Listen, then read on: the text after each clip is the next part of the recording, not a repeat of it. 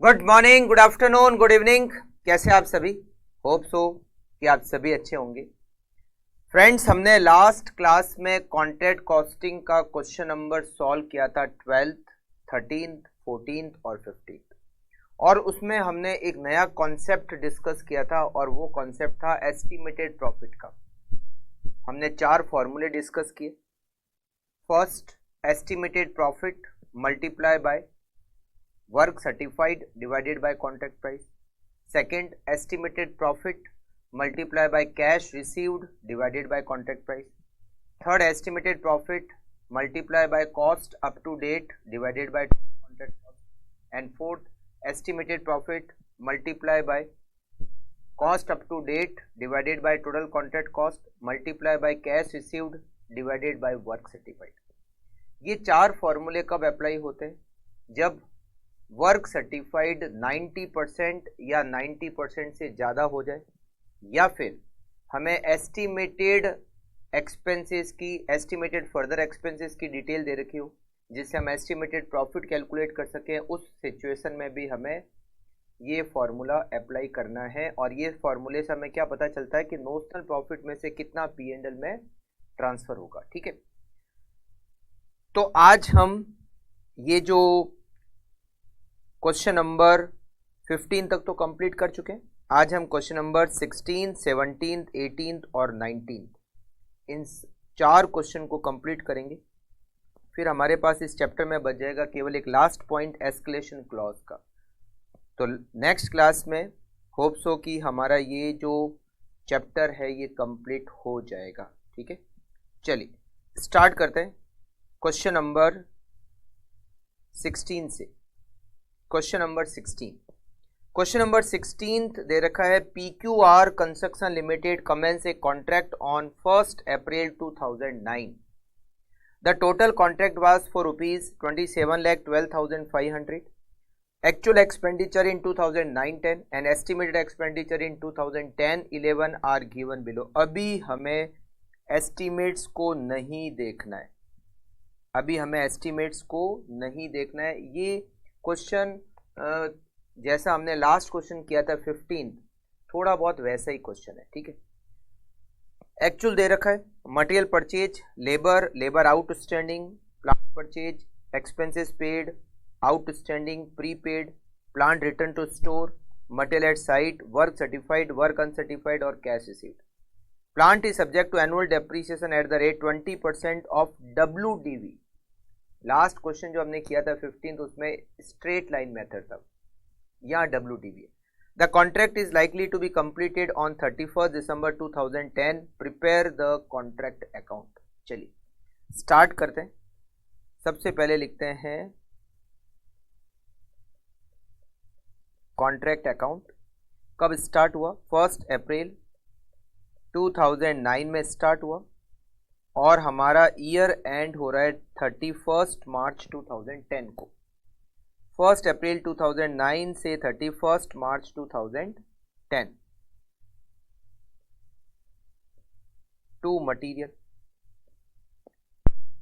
Material की cost, हमें material का अमाउंट दे रखा है 456। इसको लिखेंगे हम इनर कॉलम में। इसमें से हम माइनस करेंगे क्लोजिंग स्टॉक, और हमें closing stock material at site दे रखा है 30,000 हमें मटेरियल एट साइट दे रखा है, और आउटर कॉलम में 426 टू लेबर कॉस्ट हमें दे रखी है 3,05,000 इनर कॉलम में लिखेंगे क्योंकि इसमें भी एडजस्टमेंट दे रखा है।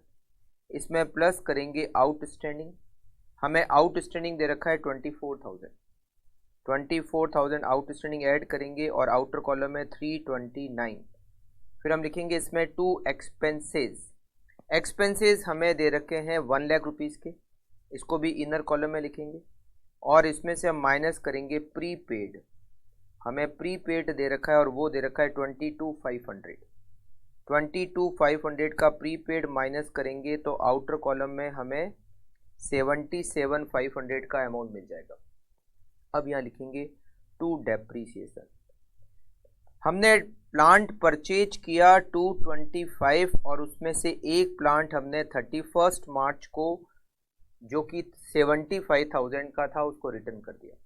प्लांट खरीदा कब, डेट नहीं दे रखी है, तो हम एज्यूम करेंगे कि 1 अप्रैल जब कॉन्ट्रैक्ट स्टार्ट हुआ उसी दिन परचेज कर लिया। तो एक प्लांट 75,000 का रिटर्न कर दिया। रिमेनिंग जो 1,50,000 का प्लांट है, टोटल 225 का प्लांट, 75,000 का रिटर्न कर दिया और रिमेनिंग 150 का रिटर्न नहीं किया। तो जो 75,000 का रिटर्न किया पहले उसका डेप्रीसिएशन की रेट है 20%, और पूरे साल भर का, क्योंकि रिटर्न कब किया है, लास्ट डेट को किया है, तो इसका डेप्रीसिएशन होता है 15,000। और एक और प्लांट है 1,50,000 का, उस पर भी 20%, पूरे एक साल का डेप्रीसिएशन 30,000। अब हम इधर लिखेंगे by work in progress. Work in progress में लिखेंगे वर्क सर्टिफाइड और वर्क अनसर्टिफाइड। वर्क सर्टिफाइड हमें दे रखा है 1275 और वर्क अनसर्टिफाइड हमें दे रखा है 40,000। और इससे हमें क्या मिल जाएगा, इससे हमें मिल जाएगा नोशनल प्रॉफिट। बड़ी जल्दी आ गया, बहुत जल्दी हमें तो नोशनल प्रॉफिट मिल गया, क्योंकि ये क्वेश्चन हमने जैसा क्वेश्चन नंबर 15 किया था ऑलमोस्ट वैसे ही क्वेश्चन है, ठीक है। तो इसकी टोटल होती है 13,15,000। 13,15,000 में से हम माइनस करेंगे 426, 329, 77,500, 15,000 और 30,000। ये सब माइनस करेंगे तो हमें नोशनल प्रॉफिट मिल जाएगा, और वो मिलेगा हमें 437,500। 437,500 नोशनल प्रॉफिट को हम लिखेंगे नेक्स्ट बाय नोशनल प्रॉफिट। उस नोशनल प्रॉफिट 437,500 में से हमें कुछ ट्रांसफ़र करना है P&L में और कुछ ट्रांसफ़र करना है रिजर्व में। अब इसमें से P&L में कितना जाएगा और रिजर्व में कितना जाएगा, तो इसके लिए हम यहाँ बनाएंगे वर्किंग नोट नंबर 1। सबसे पहले तो हम कैलकुलेट करेंगे estimated further expenses. Estimated further expenses, देखिए हम यहाँ पर जो कॉन्ट्रैक्ट अकाउंट बना चुके हैं वो 31 मार्च तक बना चुके हैं ना।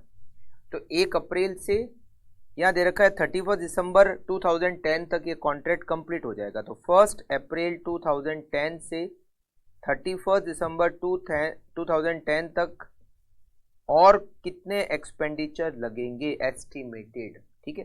सबसे पहले लेते हैं मटेरियल की कॉस्ट को। मटेरियल की कॉस्ट हमें यहाँ पर दे रखी है एस्टिमेट में 8,14,000, यहाँ लिखते हैं ब्रैकेट में 8,14,000। अच्छा, जो लास्ट ईयर क्लोजिंग था वो इस बार के लिए ओपनिंग हो जाएगा। लास्ट ईयर क्लोजिंग कितना था, 30,000, वो इस बार के लिए ओपनिंग ऐड करेंगे, और इस बार क्लोजिंग है 75, तो हम 30,000 को ऐड करेंगे और हम 75,000 को लेस करेंगे, ठीक है। 30,000 को ऐड और 75,000 को लेस, तो 8,14,000 प्लस 30,000 माइनस 75,000, मटेरियल कंज्यूम्ड 769। उसके बाद में लेबर की कॉस्ट। लेबर की कॉस्ट हमें यहाँ पर दे रखी है 3,80,000। 3,80,000 लेबर की कॉस्ट दे रखी है। इसमें हम माइनस करेंगे जो लास्ट ईयर आउटस्टैंडिंग था। जो लास्ट ईयर आउटस्टैंडिंग था वो क्या हो गया, ओपनिंग आउटस्टैंडिंग।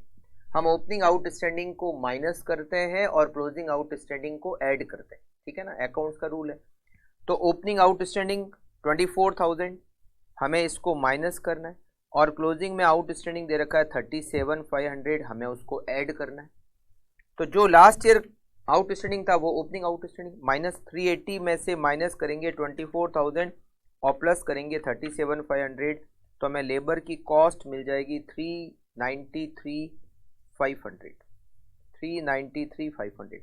उसके बाद में एक्सपेंसेस हमें दे रखे हैं यहाँ पर, एक्सपेंसेस हमें दे रखे हैं 1,75,000।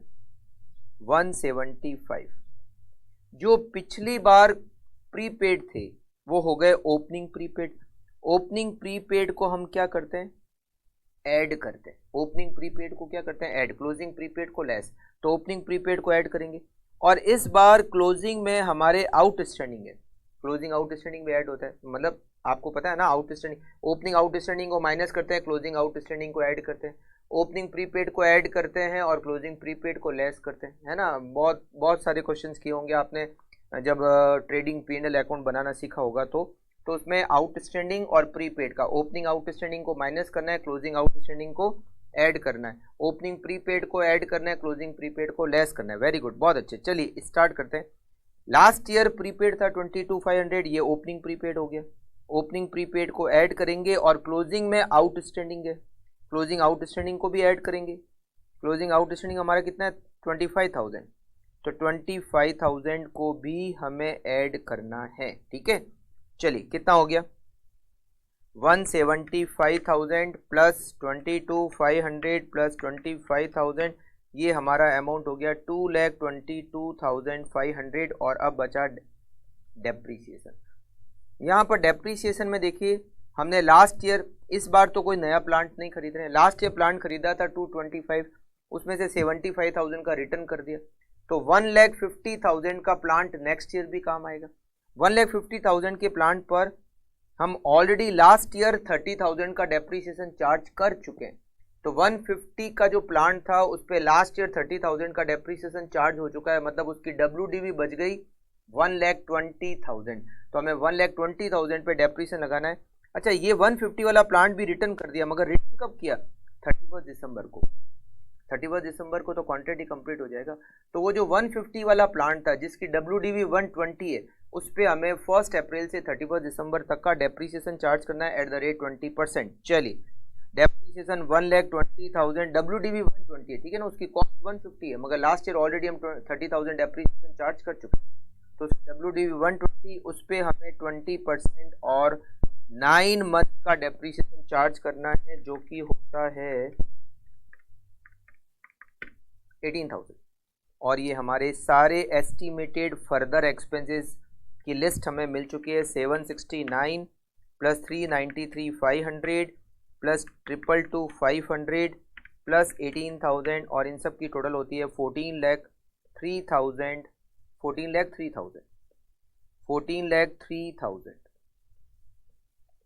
करेक्ट। अब हम कैलकुलेट करेंगे एस्टिमेटेड प्रॉफिट। एस्टिमेटेड प्रॉफिट कैसे कैलकुलेट करते हैं? सबसे पहले हम क्या लिखते हैं, कॉन्ट्रैक्ट प्राइस।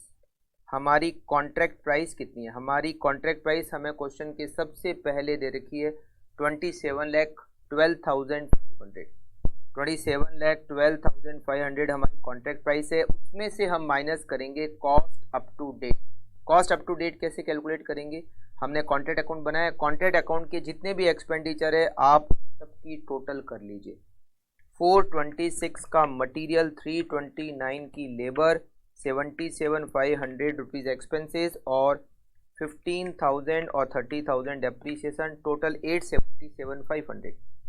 877,500 का एक्सपेंडिचर लग चुका है। और कितना लगेगा? Estimated further expenses. Estimated further expenses की अभी हमने लिस्ट बनाई और वो टोटल है 14,03,000। तो हमें एस्टिमेटेड प्रॉफिट मिल जाएगा। प्रोविजन फॉर कॉन्टीजेंसी इस क्वेश्चन में भी हमें नहीं देखा। 27,12,500 minus 877,500 minus 14,03,000, it is 4,32,000 estimated profit. और अब हम कैलकुलेट करेंगे कितना अमाउंट P&L में ट्रांसफर होगा।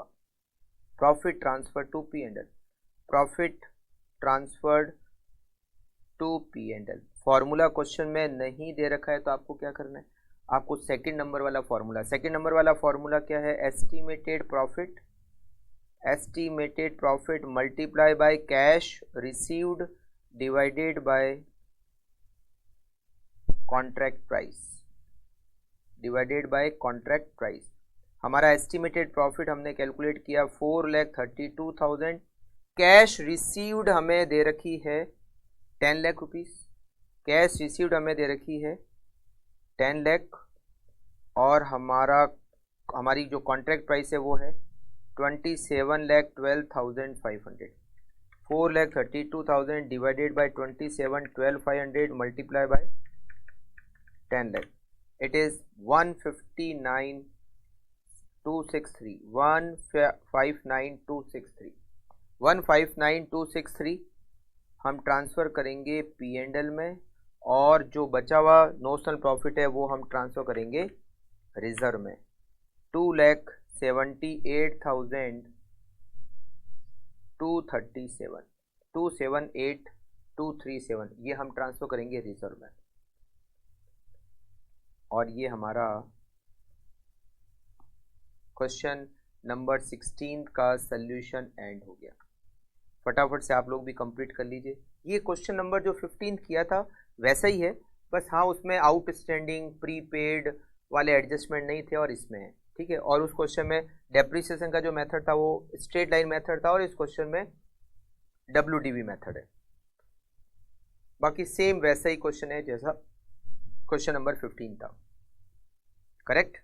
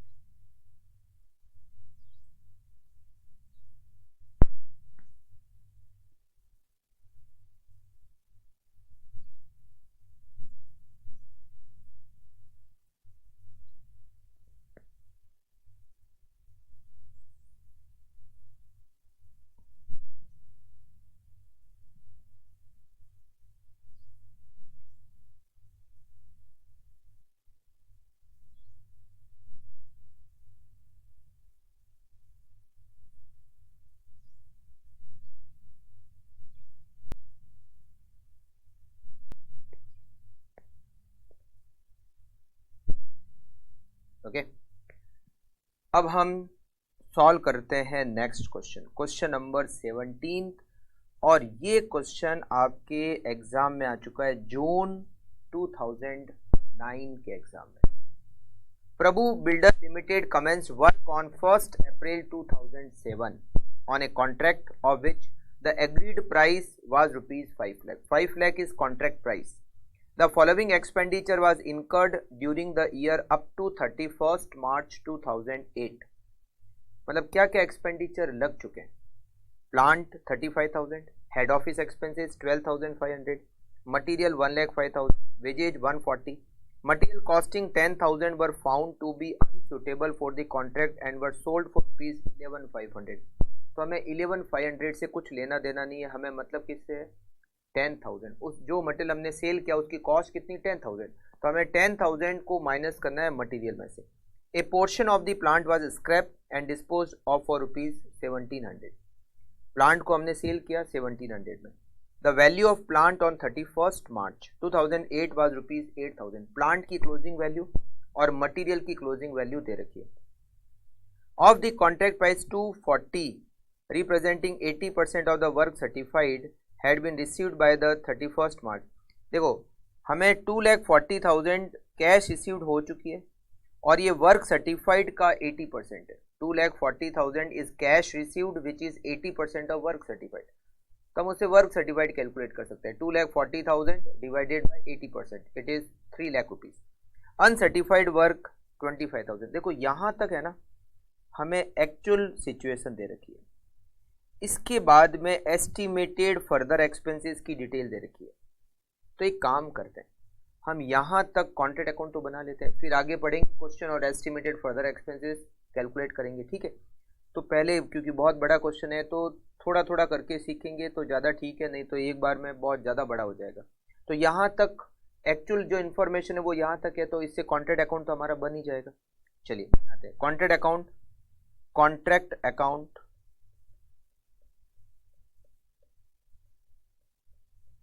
1 अप्रैल 2007 को कॉन्ट्रैक्ट स्टार्ट हुआ और accounting year and 31st March 2008।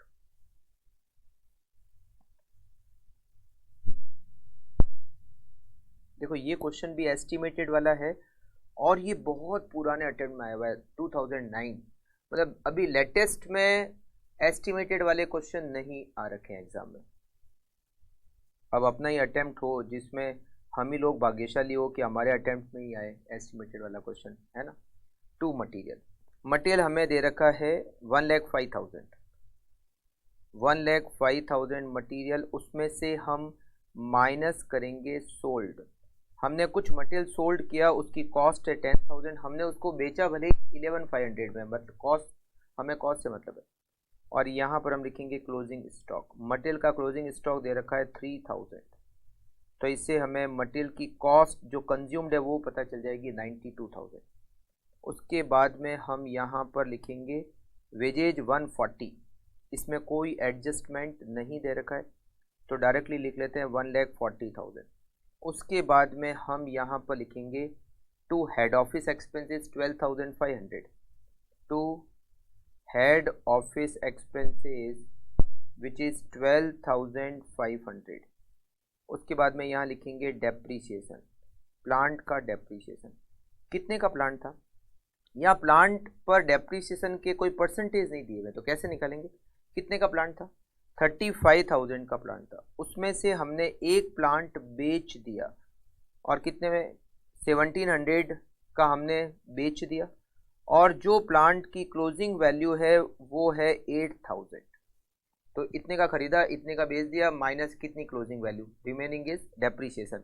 35,000 minus 1,700 minus 8,000, depreciation is 25,300। फिर हम यहाँ लिखेंगे बाई वर्क इन प्रोग्रेस, उसमें लिखेंगे work certified. 2,40,000 is cash received और ये वर्क सर्टिफाइड का 80% है, तो हमारा वर्क सर्टिफाइड होगा 3 लाख रुपीज़। फिर हम कैलकुलेट करेंगे वर्क अनसर्टिफाइड। वर्क अनसर्टिफाइड की वैल्यू हमें यहाँ दे रखी है, it is 25,000। Work uncertified is 25,000 और हमें इससे क्या मिल जाएगा, हमें इससे नोशनल प्रॉफिट मिल जाएगा। कोई और एक्सपेंडिचर तो नहीं है, एक बार चेक कर लेते हैं। देखिए हमने head office expenses, material, wages, depreciation हो गया, ये पॉइंट भी हो गया, ये पॉइंट भी हो गया, ये भी हो गया। Very good very good very good very good. और अब हम निकाल लेते हैं नोशनल प्रॉफिट। इधर की टोटल 325, इधर की भी टोटल 325, उसमें से माइनस करेंगे 92,000, माइनस करेंगे 140, माइनस करेंगे 12,500, माइनस करेंगे 25,300, हमारा नोशनल प्रॉफिट आएगा 55,200, जिसको हम लिखेंगे आगे बाय नोशनल प्रॉफिट, और ये है 55,200। इसमें से कुछ ट्रांसफ़र होगा P&L में, कुछ ट्रांसफ़र होगा रिजर्व में। अब P&L में कितना ट्रांसफ़र होगा, इसके लिए वो एस्टिमेटेड वाला फॉर्मूला अप्लाई करेंगे। अब क्वेश्चन आगे पढ़ते हैं, है ना। इसकी टोटल 55,200। अब क्वेश्चन को आगे पढ़ लेते हैं। क्वेश्चन क्या कहता है, देखो यहाँ तक तो हम पढ़ चुके हैं, अब इसके आगे line. It was decided to estimate what further expenditure would be incurred in completing the contract. कितना और खर्चा लगेगा हम उसको एस्टिमेट करेंगे।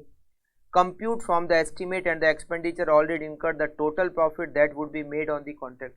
हम टोटल प्रॉफिट कैलकुलेट करेंगे। टोटल प्रॉफिट का मतलब होता है estimated profit. ascertain the amount of profit to be taken to the credit of P&L account for the year ending 31st March, और फिर उसके हिसाब से हम P&L में ट्रांसफर करेंगे। while taking profit to the credit of P&L account, that portion of the total profit should be taken which the value of work certified bears to the contract price।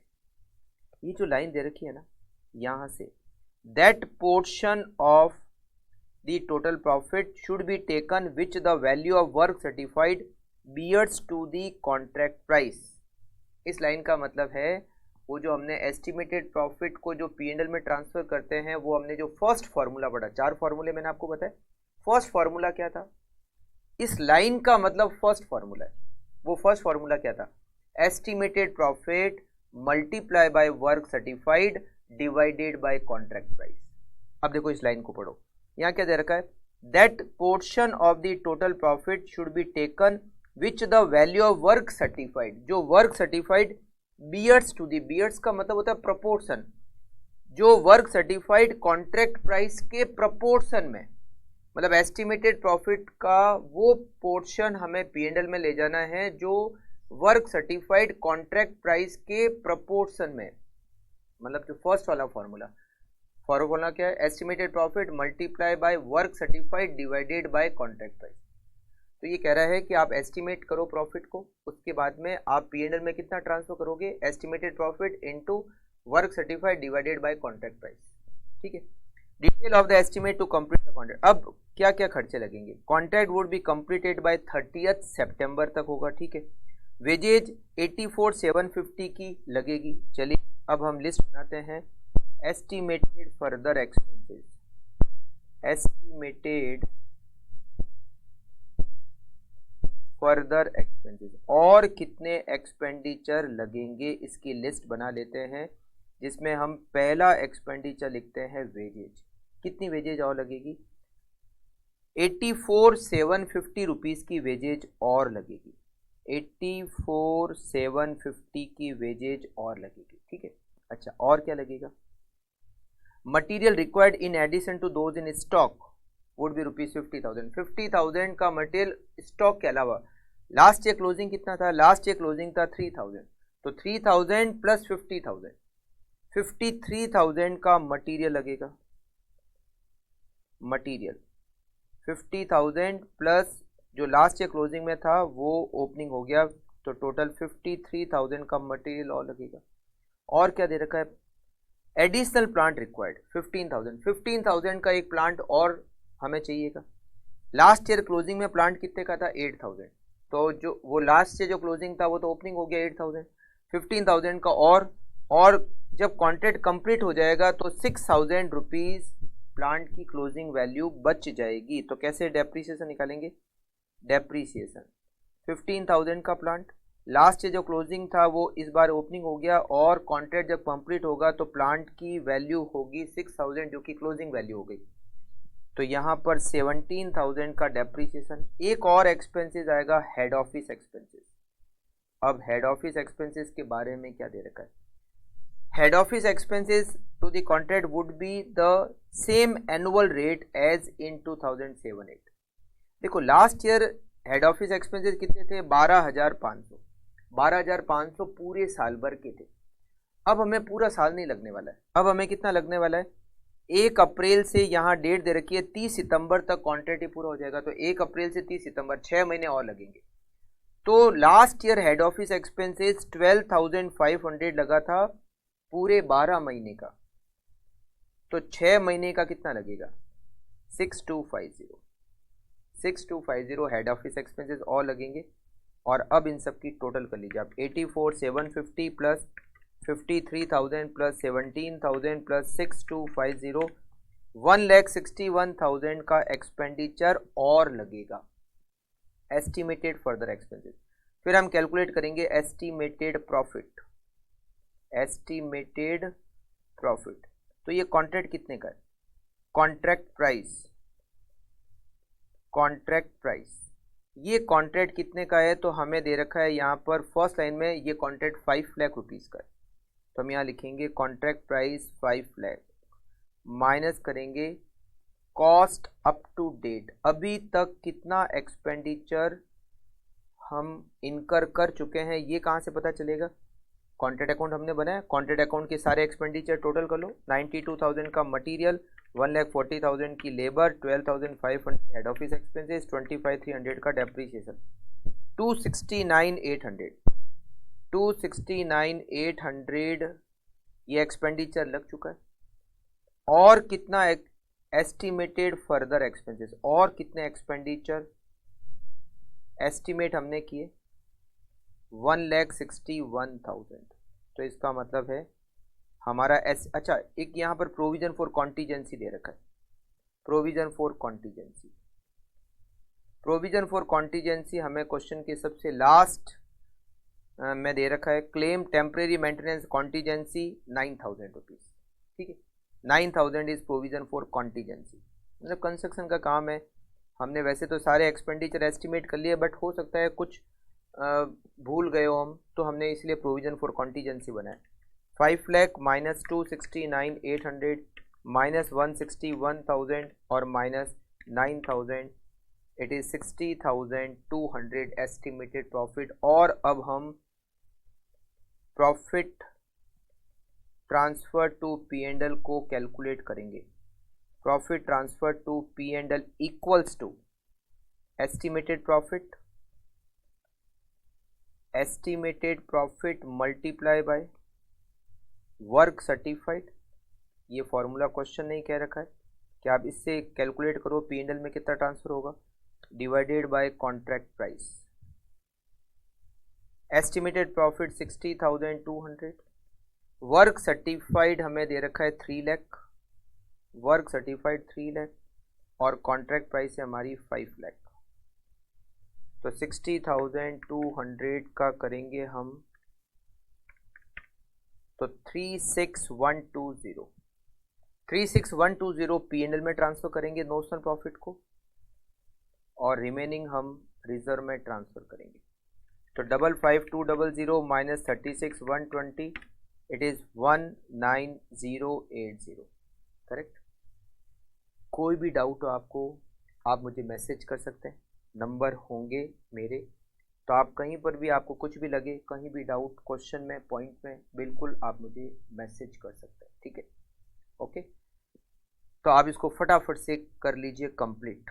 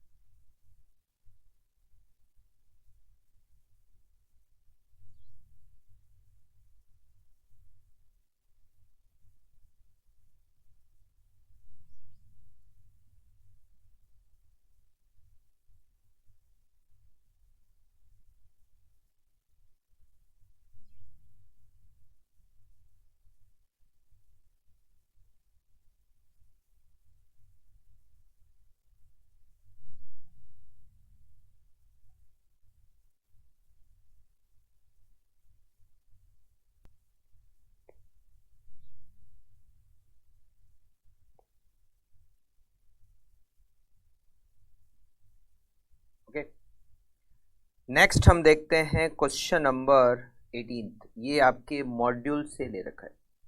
Kapoor engineering company undertake long term contract which involve fabrication of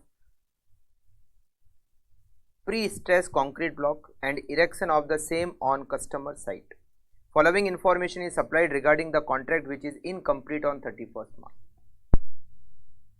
क्या क्या expenditure लग चुके हैं हमें उसकी detail दे रखी है। Material 280 का लग चुका है, लेबर 90,000 की लग चुकी है, ओवरहेड 75,000 के लग चुके हैं और इरेक्शन कॉस्ट 15,000 का लग चुका है। तो अभी तक total expenditure it is 4,60,000, it is cost up to date, इतना खर्चा लग चुका है। कॉन्ट्रैक्ट प्राइस दे रखी है, कैश रिसीव्ड दे रखी है, technical estimate of work completed to date. अब हमने एस्टीमेट किया कि जो काम है वो कितना कंप्लीट हो गया, तो हमने एक्सपेंडिचर वाइज देखा कि ये कॉन्ट्रैक्ट कितना कंप्लीट हो गया। मटेरियल 80%, इसका मतलब ये है कि इस कॉन्ट्रैक्ट पर जितना मटेरियल लगना चाहिए था 80% लग चुका है। इस कॉन्ट्रैक्ट पर जितना मटेरियल लगना चाहिए था 80% लग चुका है। तो मटेरियल अभी तक कितना लग चुका है 280। तो ये जो 2,80,000 है जो मटेरियल लग चुका है, इस कॉन्ट्रैक्ट पर जितना मटेरियल लगना था उसका ये 80% है। तो इस कॉन्ट्रैक्ट पर टोटल मटेरियल कितना लगना है 2,80,000 का मटेरियल लग चुका है जो टोटल मटेरियल की कॉस्ट का 80% है। तो डिवाइडेड बाय 80%, मतलब इस कॉन्ट्रैक्ट पर टोटल मटेरियल लगेगा 3,50,000 का, उसमें से 280 का लग चुका है, तो 70,000 का अभी तक लगना बाकी है। मतलब जब आप एस्टिमेटेड फर्दर एक्सपेंसेस की डिटेल बनाएंगे तो मटेरियल और कितना लगना बाकी है 70,000 का। जो लग चुका है वो 80% है, तो हमने उससे निकाले कि टोटल कितना लगेगा, टोटल में से कितना लग चुका है वो माइनस कर दिया तो और कितना लगेगा वो पता चल गया। अब जैसे लेबर 75% लग चुकी है, कितनी लेबर है, लेबर की कॉस्ट है 90,000, 90,000, ये टोटल लेबर कॉस्ट का 75% है। तो 90,000 डिवाइडेड बाय 75%, टोटल लेबर की कॉस्ट लगेगी 1,20,000, 120 में से 90,000 लग चुकी है, इट मीन्स 30,000 की लेबर कॉस्ट और लगेगी। सेम ऐसे ही ओवरहेड निकाल सकते हैं, सेम ऐसे ही इरेक्शन कॉस्ट, मतलब और कितने लगेंगे वो पता कर सकते हैं। तो हमें एस्टिमेटेड फर्दर एक्सपेंसेस पता चल जाएंगे। अभी कॉस्ट अप टू डेट तो हमें पता ही है, तो कॉन्ट्रैक्ट प्राइस हमें दे रखी है, कॉन्ट्रैक्ट प्राइस में से जो एक्सपेंडिचर लग चुके हैं वो भी माइनस कर देंगे और जो और लगने वाले हैं वो भी माइनस करेंगे, तो हमें एस्टिमेटेड प्रॉफिट पता चल जाएगा। और एस्टिमेटेड प्रॉफिट P&L में कितना ट्रांसफर होगा, तो कोई फॉर्मूला नहीं दिया हुआ, तो हम कौन सा फॉर्मूला लगाते हैं, estimated profit into cash issued upon contract price, मतलब सेकंड नंबर वाला फॉर्मूला। तो यहाँ पर हमें कैश इश्यूड भी पता है, यहाँ हमें कॉन्ट्रैक्ट प्राइस भी पता है। चलिए ठीक है, सबसे पहले तो हम वर्किंग नोट बनाते हैं, एस्टिमेटेड फर्दर एक्सपेंसेस और कितने खर्चे लगेंगे। इस क्वेश्चन में हमें कॉन्ट्रैक्ट अकाउंट नहीं बनाना है, एस्टिमेटेड फर्दर एक्सपेंसेस और कितने खर्चे लगेंगे। सबसे पहले मटेरियल, अभी मटेरियल कितना लग चुका है 2,80,000 का, 2,80,000 का मटेरियल लग चुका है, वो टोटल मटेरियल की कॉस्ट का 80% है। तो 2,80,000 80% के बराबर है, तो टोटल मटेरियल की कॉस्ट 350, 350 में से 280 का मटेरियल लग चुका है, इट मीन्स 70,000 रुपीज का मटेरियल और लगेगा।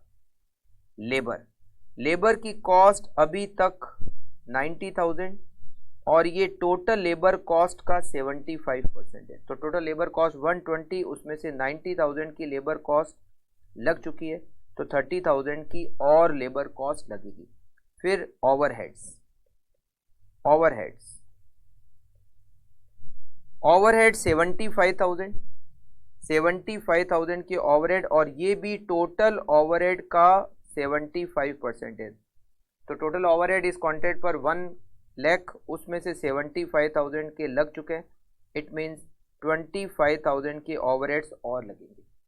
Erection cost, erection cost, erection cost, erection cost 15,000 लग चुकी है और ये टोटल इरेक्शन कॉस्ट का 25% है। तो टोटल इरेक्शन कॉस्ट लगेगी 60,000, उसमें से 15,000 लग चुकी है, इट मीन्स 45,000 इरेक्शन कॉस्ट और लगेगी। तो और कितने खर्चे लगेंगे, 70,000 का मटेरियल और लगेगा, 30,000 की लेबर और लगेगी, 25,000 के ओवरहेड और लगेंगे, 45,000 की इरेक्शन कॉस्ट और लगेगी, इट मीन्स टोटल 1,70,000 का एक्सपेंडिचर और लगेगा। तो अब हम कैलकुलेट करते हैं एस्टिमेटेड प्रॉफिट, एस्टिमेटेड प्रॉफिट, और ये हमारा ए पॉइंट का आंसर है, ए पॉइंट का आंसर है कॉन्ट्रैक्ट प्राइस। कॉन्ट्रैक्ट प्राइस, हमारी कॉन्ट्रैक्ट प्राइस कितनी, हमारी कॉन्ट्रैक्ट प्राइस है 8,19,000, हमारी कॉन्ट्रैक्ट प्राइस है 8,19,000। इसमें से हम माइनस करेंगे कॉस्ट अप टू डेट, अभी तक टोटल कितना एक्सपेंडिचर लग चुका है, तो इसकी टोटल है 4,60,000, 4,60,000 एक्सपेंडिचर अभी तक टोटल लग चुका है। और माइनस एस्टिमेटेड फर्दर एक्सपेंसेस, और कितना खर्चा लगेगा। तो एस्टिमेटेड फर्दर एक्सपेंसेस 1,70,000 और इतना खर्चा लगेगा। तो हमारा एस्टिमेटेड प्रॉफिट 8,19,000 माइनस 4,60,000 माइनस 1,70,000, 1,89,000 का एक्सपेंडिचर और लगेगा। और अब हम बी पॉइंट को सॉल्व करते हैं। प्रॉफिट ट्रांसफर टू पी&एल, कितना प्रॉफिट हम पी&एल में लेके जाएंगे। Profit transfer to P&L equals to estimated profit multiply by cash received divided by contract price.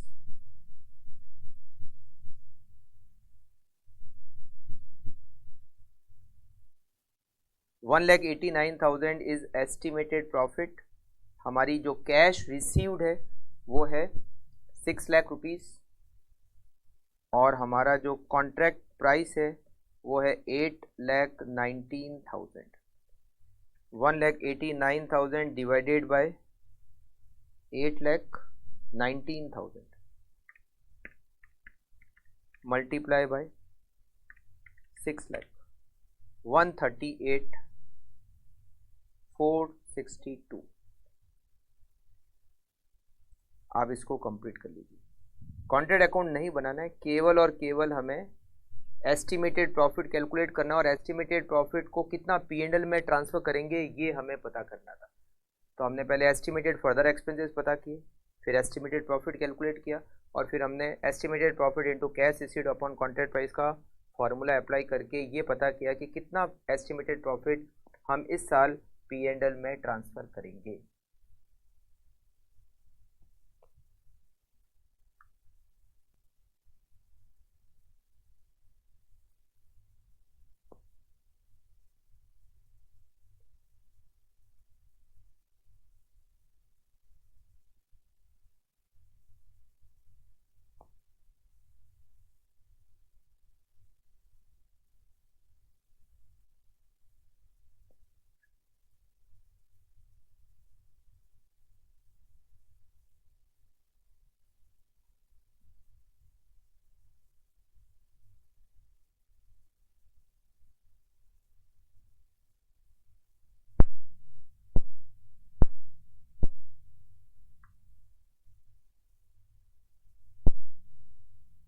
Okay, now question number 19 और आज का हमारा last question.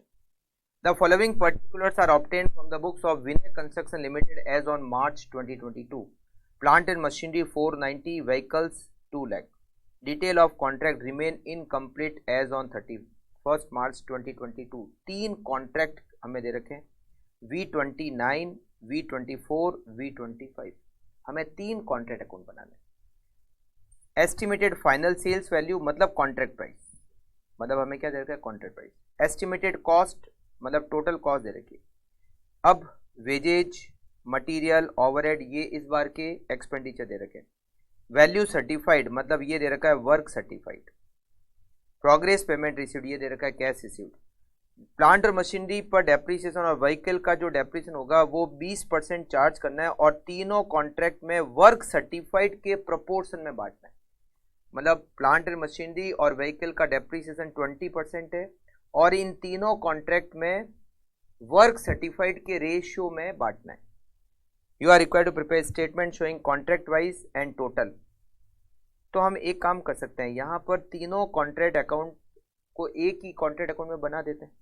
Contract V29, V24 column बना देंगे। थोड़ा वैसे बड़ा तो हो जाएगा बट कर सकते हैं, है ना। और चाहो तो ज़्यादा बड़ा हो जाएगा तो फिर अलग अलग कर सकते हो, एक ही बात है। चलिए कॉन्ट्रैक्ट नंबर मैं एक साथ ही कर रहा हूँ। कॉन्ट्रैक्ट अकाउंट, कॉन्ट्रैक्ट अकाउंट यहाँ ऊपर लिख देते हैं रुपीज इन लैक्स, या रुपीज इन लैक्स ले लेते हैं हम, ठीक है। V29, V24, V25, V29, V24, V25, ठीक है। यहाँ तो हम लिखेंगे, अच्छा अनसर्टिफाइड है ही नहीं तो बाई वर्क इन प्रोग्रेस, इसमें हम लिखेंगे वर्क सर्टिफाइड। पहले तो यही लिख लेते हैं 7.2, 4.20 एंड 2.40, ये तो वर्क सर्टिफाइड तो लिख ही लिया, अनसर्टिफाइड है ही नहीं। इधर लिखेंगे हम टू मटेरियल, अच्छा किसी भी मतलब कोई एडजस्टमेंट है ही नहीं। Material 1, 1.10, 0.44, to wages, wages 2.40, 2.00 and 1.20, to overhead, 1.44, 1.46 और 0.58। अब यहाँ पर लिखेंगे टू डेप्रीसिएशन, ठीक है, डेप्रीसिएशन को लिखेंगे। तो इसमें थोड़ा सा फिर डेप्रीसिएशन लिखने के बाद में क्या आएगा, नोशनल प्रॉफिट आएगा, नोशनल प्रॉफिट आएगा। फिर नोशनल प्रॉफिट में से कुछ P&L में ट्रांसफ़र करेंगे, कुछ रिजर्व में ट्रांसफ़र करेंगे, है ना। तो पहले तो हम डेप्रीसिएशन कैलकुलेट कर लेते हैं, थोड़ा जगह खाली छोड़ के वर्किंग नोट नंबर 1 लिख देते हैं। यहाँ लिखते हैं डेप्रीसिएशन, टोटल डेप्रीसिएशन कितना है, डेप्रीसिएशन ऑन प्लांट, कितने का प्लांट है हमारा, जो प्लांट है वो है 490 का, 490 पे 20% होता है 98,000, 98,000 डेप्रीसिएशन ऑन प्लांट। फिर depreciation on equipment, equipment 2 lakh, उस पर भी 20% होता है 40,000। तो टोटल हमारा डेप्रीसिएशन हो गया 138, 1,38,000, या फिर मैं इसको ऐसे कहूँ लैक्स में लिखूँ तो 1.38 लाख। अब इस 1.38 लाख को हमें क्या करना है, V29, V24 और V25 में वर्क सर्टिफाइड के रेशियो में बांटना है, वर्क सर्टिफाइड के रेशियो में बांटना है। तो वर्क सर्टिफाइड कितना है, 7.2, 7.2, 4.2, 4.2 और 2.4, ये रेशियो है। तो डेप्रीसिएशन कैसे बांटेंगे, इस रेशियो में बांटो, 7.2, 4.2 और 2.4, ये सब मिलके होते हैं 13.8। अरे वेरी नाइस, ये हो गया 0.72 लाख, 0.42 लाख और 0.24 लाख। रेशियो बन गया, वर्क सर्टिफाइड का रेशियो बन गया, वर्क सर्टिफाइड का रेशियो बन गया, और उस रेशियो में हमने डेप्रीसिएशन जो टोटल 1.38 लाख बांट दिया। तो 0.72, 0.72, 0.42 और 0.24 अब हमें मिल जाएगा नोशनल प्रॉफिट। पहले V29 का निकालते हैं, 7.2 माइनस करेंगे 1, माइनस करेंगे 2.4, माइनस करेंगे 1.44, माइनस करेंगे 0.72, 1.64, देन V24, 4.2 माइनस 1.1 माइनस यहाँ पे करेंगे माइनस अपन 2, माइनस करेंगे 1.46, माइनस करेंगे 0.42, यहाँ तो लॉस आ रहा है। चलो यहाँ पर लॉस आ रहा है बाई लॉस, V24 में लॉस आ रहा है, कितना लॉस आ रहा है, 0.78 का लॉस आ रहा है। चलिए V25 में देखते हैं, मुझे लग रहा है V25 में भी शायद लॉस है। कैलकुलेट करते हैं पहले डेबिट साइड, 0.44, 1.2, 0.58 एंड 0.24, बिल्कुल यहाँ पर भी लॉस है 0.06 का। दो में लॉस आ रहा है, एक में ही नोशनल प्रॉफिट आ रहा है। तो यहाँ की टोटल हो गई 7.20, यहाँ हो गया 4.98, एक बार इसको 1.12, 1.46 एंड 0.42, बिल्कुल सही है। फिर इधर आएगा 2.46। तो इसका मतलब नोशनल प्रॉफिट केवल V29 में, by notional profit, by notional profit केवल V29 का लिखना है 1.654। V24 और V25 में तो लॉस है, सीधा P&L में ट्रांसफर हो जाएगा, उसमें कोई रिजर्व वगैरह का लफड़ा ही नहीं है, लॉस आए तो मतलब ही नहीं है। नोशनल प्रॉफिट आता है तो देखना पड़ेगा कितना P&L में जाएगा और कितना रिजर्व में। तो केवल V29 के लिए ही हमें सोचना है, हमें केवल V29 के लिए ही सोचना है। अब V29 के लिए कौन सा फॉर्मूला अप्लाई होगा? तो देखो वर्क सर्टिफाइड कितना है, वर्क सर्टिफाइड है 7.2 और कॉन्ट्रैक्ट प्राइस कितनी 8, तो 90% सर्टिफाइड है, तो 90% पे एस्टिमेटेड वाला फॉर्मूला लगेगा। यहाँ हमें टोटल कॉस्ट डायरेक्टली दे रखी है, तो हम क्या करेंगे, contract price minus total cost. Total cost का मतलब होता है कितना खर्चा लग चुका है और कितना खर्चा और लगेगा, दोनों की टोटल करके ही दे रखी है ना। तो यहाँ पर हम लिखेंगे वर्किंग नोट सेकेंड V29, हम यहाँ लिखेंगे work certified equals to 90% of contract price.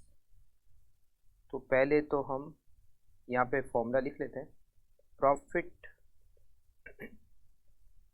Taken into P&L equals to estimated profit multiply by cash received divided by contract price.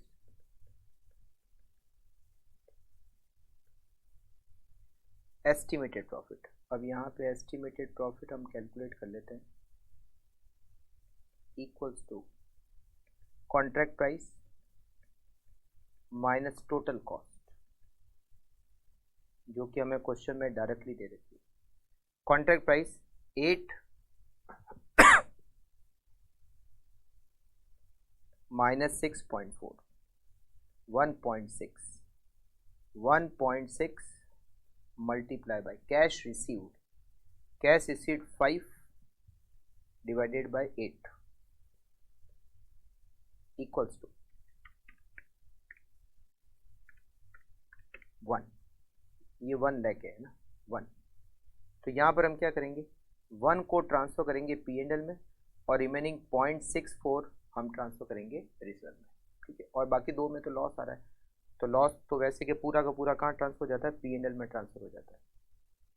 अच्छा, बैलेंस शीट में वर्क इन प्रोग्रेस कितना आएगा, ये तो हम ऑलरेडी कैलकुलेट कर ही चुके हैं। बैलेंस शीट मैंने आपको बता चुका हूँ कि कैसे बनाते हैं। तो सेकंड नंबर वाला पॉइंट जो है वो आपके लिए होमवर्क है।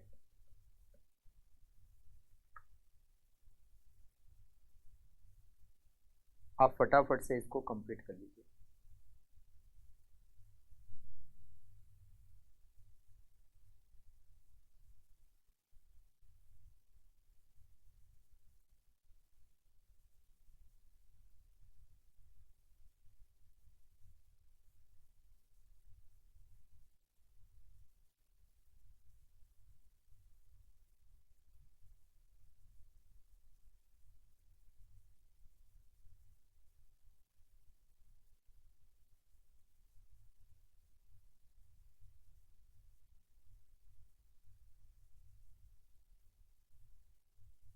एप्रिसिएशन को हमने वर्क सर्टिफाइड के रेशियो में डिस्ट्रीब्यूट किया है।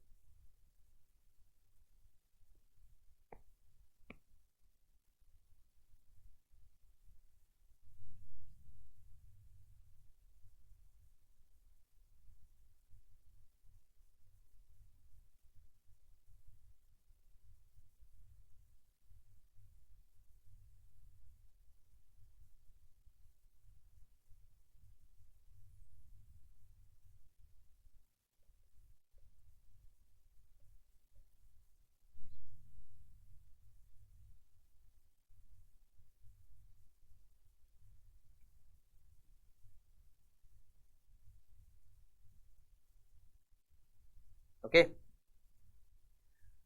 तो आज हमने 4 क्वेश्चन और कंप्लीट किए।